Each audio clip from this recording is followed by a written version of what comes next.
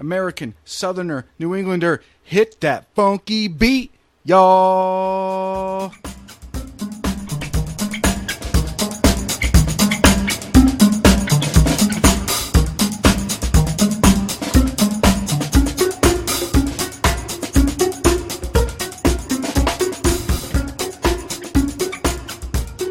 Welcome back, everybody, to Pilgrims Digress.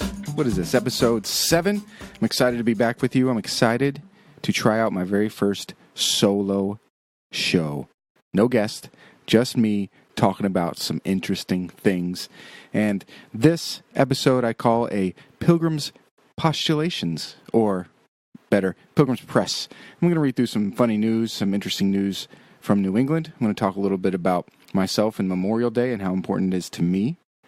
And we'll talk about what's coming up later for the show in the next few episodes. I've had a great time talking with some people that have other podcasts. Last week I had Diana from Watered Grass. Her podcast is great, and I'm starting to listen to that and have a good time learning self-care, those types of things. I'm still making a lot of good connections with people that might be interested in being on the show. And I'm making connections about being on more shows. I will be on Diana's Watered Grass podcast coming up in the next month, talking a little bit about my experience and struggles with mental illness. She was especially interested in my adult diagnoses of OCD and ADD. So I talk a little bit about that with aplomb.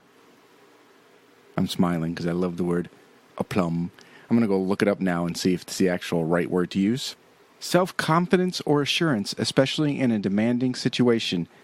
Nailed it. Aplomb and what's the word I'm looking for? Openness. So tune in there over at Watered Grass to hear that. I may include a couple snippets of that in my bonus episodes as well. So let's get right to it. Happy Memorial Day, everyone. Special to me about Memorial Day is this. When you think about Memorial Day, we think about people who died in wars, and for some reason, usually for me, World War II usually comes up the most. And what's interesting about World War II for me is that I wouldn't be here if it wasn't for World War II. Let me explain. My father was a young man, young strapping boy of something teen, 18, 19, when he joined the military in like 1979. They got shipped off to Okinawa, Japan shortly thereafter, after they were married over the States and stuff. That's where I was born. Now, if you know anything about history, Memorial Day, what's it called? War history? Military history. You'll know that Okinawa was a huge battleground for the Pacific Theater. And it is one of the last battlegrounds for the victory in Japan. So, I was born on the base that they built after World War II. So, and whenever I think about Iwo Jima, Okinawa, all that stuff, I think, would I even be here, man? So it was nice to even spend Memorial Day today with my parents at their house. My wife's parents came as well, and it was a great time. And we were able to look through my mother's family tree book that my super third cousin made. And one of my favorite parts about this book, and it has to do with Memorial Day, is a story about my great-great-uncle, my mother's father's brother. All right? So my mother's maiden name is Wilson. This guy's name is Carl Wilson, born June 18th, 1916. So Carl Wilson has this story where he fought not on the Pacific Theater, but over in Germany. And he was cleaning up the last parts of the Battle of the Bulge. And the story, I'm not going to read the whole thing because it would take a lot, but I'm looking at it right now, and I'm going to try to sum it up as best I can, and then the end of it is like a movie. So I'll read some, and then I'll explain some stuff, and we'll fast forward through some things. Carl's outfit, this is in the book from the recollection of someone that was able to get it written down. Carl's outfit had crossed the Rhine River. So they advance really far from the main group, and they're going to surprise some Germans. But the Germans are too ready, and there's too much. So the order to pull back was given. They leave in such a hurry that they left one of their large machine guns, most likely stationary, right? Those big boys where the guy stands next to it and feeds it, and the other goes, 50 cal kind of situation. Is my guess, because it's going to take 2 to go get it. So listen, the men left in such a hurry they left one of the machine guns. They waited at an old broken down farmhouse for the rest of the troops. The Germans regroup and move on to the farmhouse. Carl and his friend, they asked to go back to get the machine gun. I'm summarizing, not reading. The officer, the leader, whoever it was, said no. Germans keep shooting. Carl and the soldier asked again, can we go get the gun? Clearly, they think they need it to survive whatever's going on with the battle. He says, the U.S. troops behind them, this is the officer, they're coming up in the rear, and we should stay put until reinforcements get here, essentially. You can tell that the person that recollected this, and I'll tell you who it is, but the person that recollected this is not, is a civilian. The Germans now look like they were going to run over the farmhouse. Carl and the soldier ask one last time, can we go get the machine gun? The guy says, no, it would be suicide to try it. They said, we're going anyway. The officer said, if you go and you come back and you live, I will get you court-martialed. They went anyway. Sometimes you just got to do the right thing. I don't think it's because they thought the machine gun was cool. They just thought it was the right thing. He didn't get in trouble. And I said, you never know who's out there. I mean, these guys are, he was 21 when this happened. You know, a bunch of 20-year-old dudes out there trying to figure stuff out. Sometimes not everybody makes the right call all the time. But, of course, I'm going to defend Carl because he's my uncle. If you go, you'll get court-martialed. They went anyway. Carl and the other soldier went behind enemy lines and got the machine gun. They run all the way back. It says, dodging bullets. Okay. Dodging bullets. They made it right in front of the farmhouse, a clearing. The Germans saw them and opened fire. The U.S. soldiers started firing to cover them. They ran for the farmhouse and made it to the steps. The guys inside opened the door for them and was shooting out so they could run right inside. The soldier with Carl made it in. When Carl got to the top stair, he was shot at least 13 times while running and fell inside the house. The other soldiers quickly shut the door behind him. The soldier that went with Carl to get the machine gun was the same soldier that came to visit Carl's mother, who's probably telling the story, Carl's mother, and told her this story. Yeah! Chills! America! That's my guy. Carl's mother is... Carl is buried at Plum Springs. I've been there and was awarded the Purple Heart. He went against orders and still got the Purple Heart. So he probably thought that machine gun was what's going to help them survive. I might do some more research and get back to you about what happened to his outfit at that point. So Carl Wilson, thank you, Uncle Carl. Oh, that's like Steve Urkel. Wait, is that an uncle? No, it's just a Carl. Thank you. Thank you.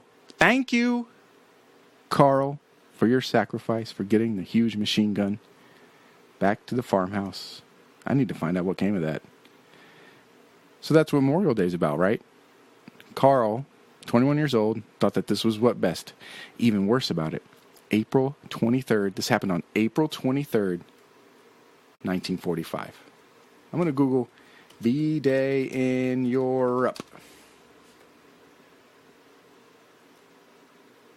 Victory in Europe Day, generally known as VE Day, was celebrated Tuesday, May 8th, 1945, to mark the formal acceptance of the Allies of World War II of Nazi Germany's unconditional surrender of its armed forces. How many days? That's 2 weeks! 2 weeks later, the war ends. Carl,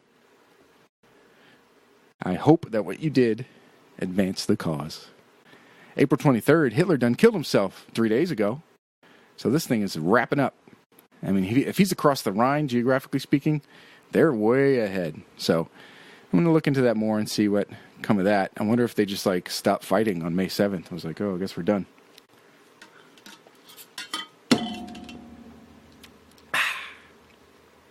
Oh, we got 9 minutes? That's pretty good. So that's the machine gun story of Carl.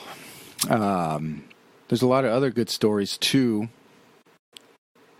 I want this to go away. There we go. There's a lot of other good stories, at least just even in this book, about my mother's side of the family, fighting in the Civil War, World War I, stuff like that. And if I get to it, I'll share that here as well. Memorial Day. Today I was looking at some things regarding Memorial Day. You need to go to this website to get a real idea of how many people died in the span of 6 years, 1938 or 1939, really, September 1939 to 1945. To get a visual of how many people died during this time, let me tell you the website, www.fallen.io. I don't know what IO means, what it has to do with anything. I think it's like a new kind of internet situation.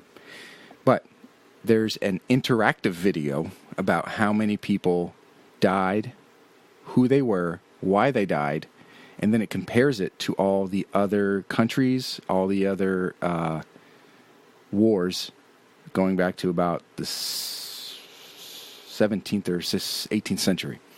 And then you see visually, like it's just, it's got little men in it. It ticks up with bar graphs, and each little man represents like 10,000 people. And just the comparison, especially with the Soviet Union compared to how much they lost, and Poland compared to the other allies and even the Axis, is unreal. It is hard to fathom. And you can understand why they were so mad afterwards. They lost a lot of people. A lot of it was their fault too, though. So, but go ahead and check that out if you want to get a little post-Memorial Day, I won't say blues, but it's just something to keep your head on. And when you're thinking about, when you're arguing with somebody about Hitler killed this, Stalin killed this, man, once you get over one person, it's a tragedy, right? It stinks that it ends up being statistics, but it's a good reminder to how lucky we are to have what's now called the long peace, they call it, or the new peace. And he talks about that at the end of the video, because he has all these bar graphs with colors, and then he flips it to where he makes the color ones disappear and then makes the emptiness white. And you see how much peace there is in the world right now, and that's pretty nice. He talks about how the major powers of the world haven't been at war with anybody between themselves in the last 70 years since World War II, and how great that is, how we should be appreciating that. There's been civil wars here and there with some international cooperation and other countries inserting themselves in that, but go ahead and check that out. It's fallen.io, and there's a World War II, and then there's a post-World War II one they're working on right now, and it's really well put together. It's worth checking out, and whoever made it is great. Give them some money or something. I didn't look around enough. And the last on Memorial Day, I'm excited. Tomorrow in class, we're learning about Neville Chamberlain. No, not Harry Potter. Neville Chamberlain was the British Prime Minister in 1938. He's the dummy that put off keeping Hitler at bay using any kind of force.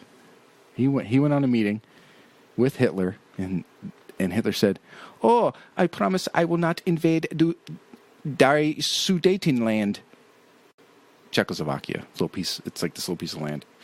So Neville Chamberlain said, "Yay!" And he comes home to Britain, and he waves his piece of paper with Hitler's signature on it. "We have peace in our time. Don't worry, everybody. Hitler's not going to invade anymore." False. A couple months later, Hitler invades Czechoslovakia. A year later, he invades Poland. And then he tries to invade Russia in the winter.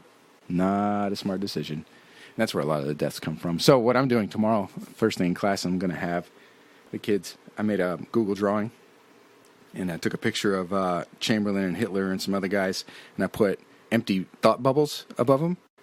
And the kids are going to put text boxes in the thought bubbles and try to, it's supposed to be creative, where they talk about what Hitler might be thinking or the other guy might be thinking. And then I like to, they guess on that and they make it funny. But then at the end of the lesson, they do it again to show me that they learned some stuff. So we're going to talk about that. And we're going to decide whether or not that was actually a good idea, because some people argue, Neville Chamberlain did, and some other historians, that Neville Chamberlain ignoring Hitler for a while gave Britain more time to get more pissed off and more ready for a war. So I'm excited about that tomorrow. That's what I'm doing for class. All right, let's get to the news. New England news, Pilgrims Press. There's a couple that are really funny, and one that's really gross. Let's start with the gross ones. First and foremost, this is crazy. I sent this to Jeremy, who I had on the show a couple weeks ago. And this is great because it's both New England news and Mid-Atlantic Maryland news. May 9th. This is a couple weeks old. Maybe you already know this. Boston Beer Company. They're the guys that make Sam Adams, that Twisted Tea, a couple of the other things.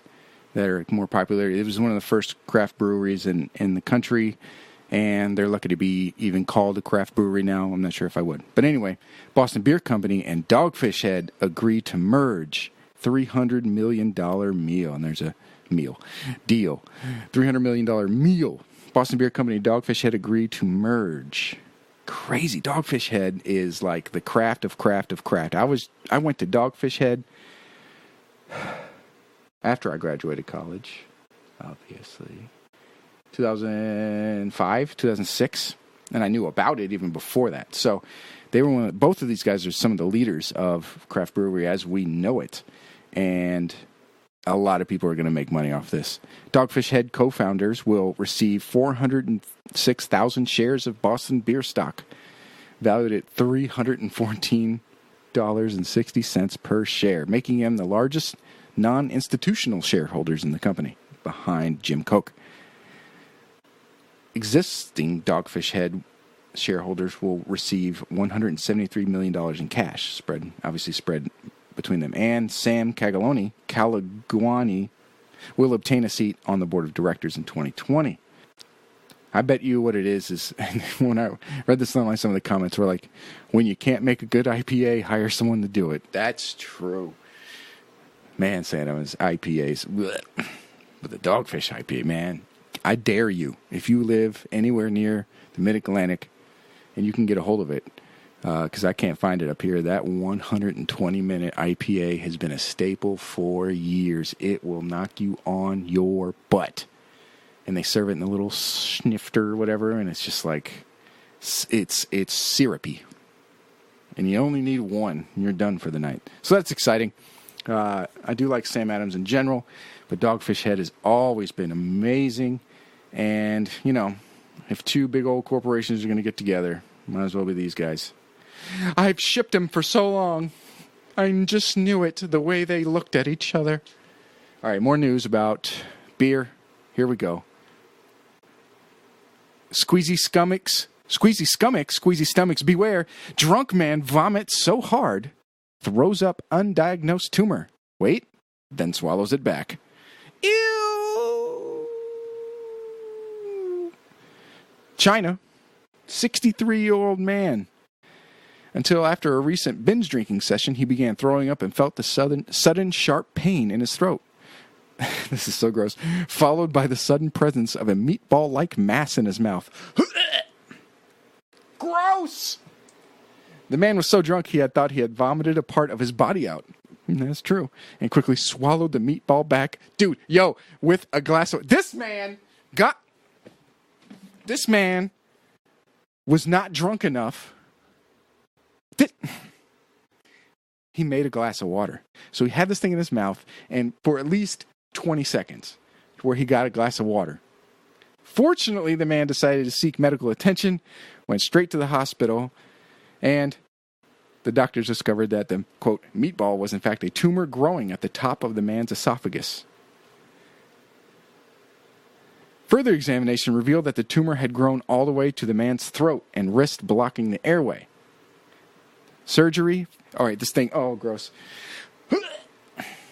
15 centimeters long and 4 centimeters thick. It's a fibroma. My fibroma. The man has described the mass he threw up swallowed back as a long forked tongue. Oh, gross. Can be benign. So, I guess it's good that he, I guess if he's just thrown it up and then threw it away, he wouldn't know, to look out for more cancer, I guess. Hopefully you're not eating breakfast. Sorry about that if you are. But I just thought that was too funny and gross not to talk about. I love gross things. All right, more New England news. There's a couple I haven't even looked at yet. I was just going for let me get immediate reactions on this one. Rideshare vehicles dirtier than toilet seats. Gross. Is this even New England stuff? Yeah, it's from NECN. More than 1 in 6 vehicles operated by Uber and Lyft has unrepaired defects covered by outstanding safety recalls, blah, blah, blah, blah, blah. A separate study shows the interior of the vehicle is likely 35 times dirty. Whoa. Rewind. A separate study shows that the interior of the vehicle is likely 35,000 times dirtier than a toilet seat. See, from Driving with Germs study, insurance aggregator, NetQuote took swabs from main touchpoints. Blah, blah, blah, blah, blah, from all the places. 6 million colony-forming units of bacteria per square inch on those surfaces, compared to 2 million for rental cars and 28,000 for cabs. Why are they so much grosser than cabs? 2 million on the average toothbrush holder and 32,000 on a coffee maker.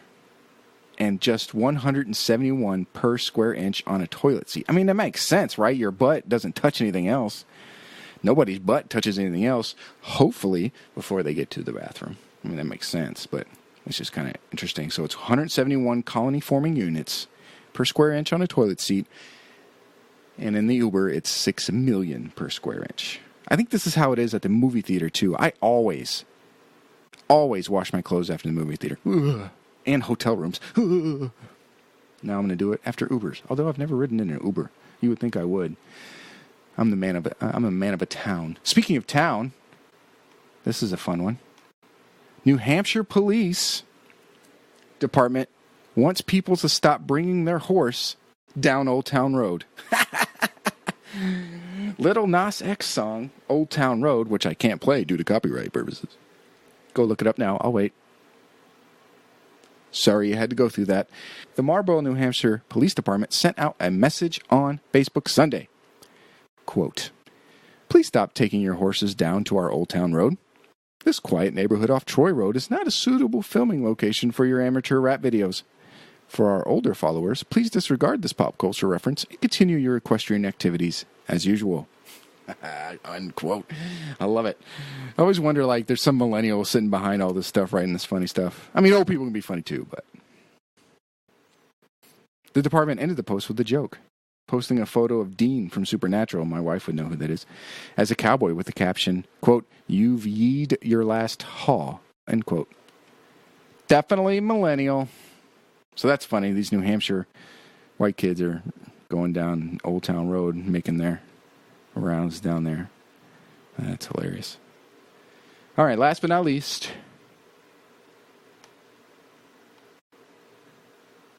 MBTA, squirrel scares then snuggles with Boston trolley riders. Commuters say a squirrel bounded onto an MBTA Red Line trolley, which is outdoors, not underground, so that makes sense. Morning at an above-ground stop, there it is, prompting some passengers to hop onto their seats.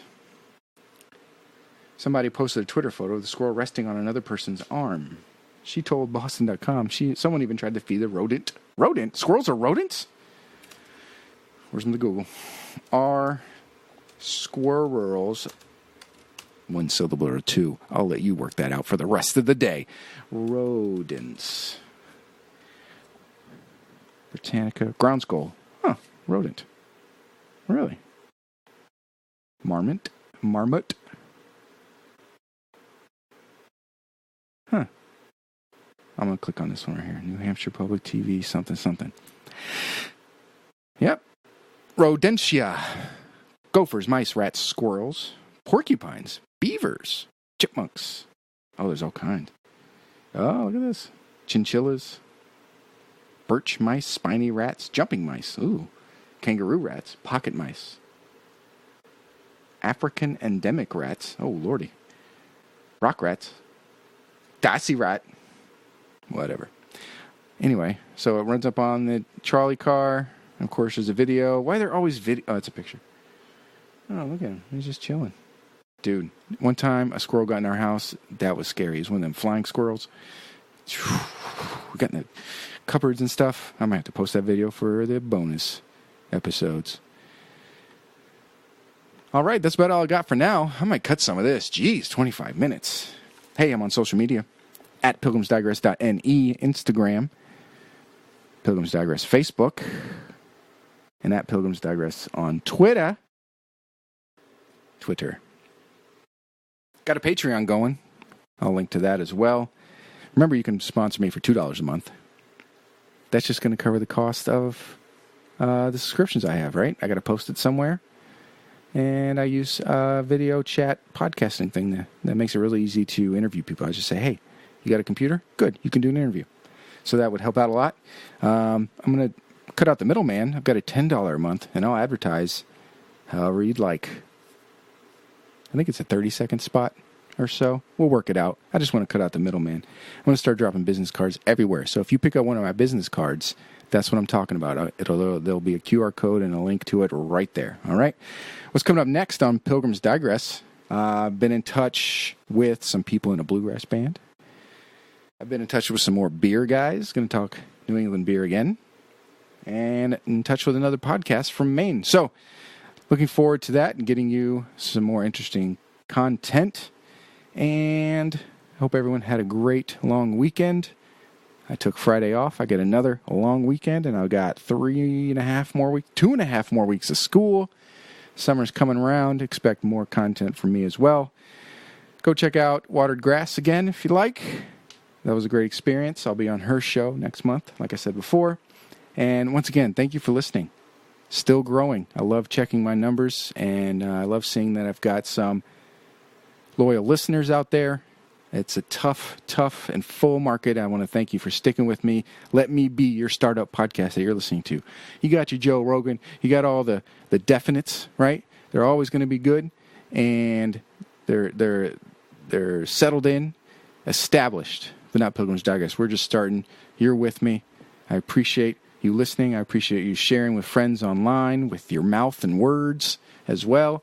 And go give me a 5-star review, on the iTunes. Got nothing to do? Do it right now. Hey, peace out. Thanks for listening once again.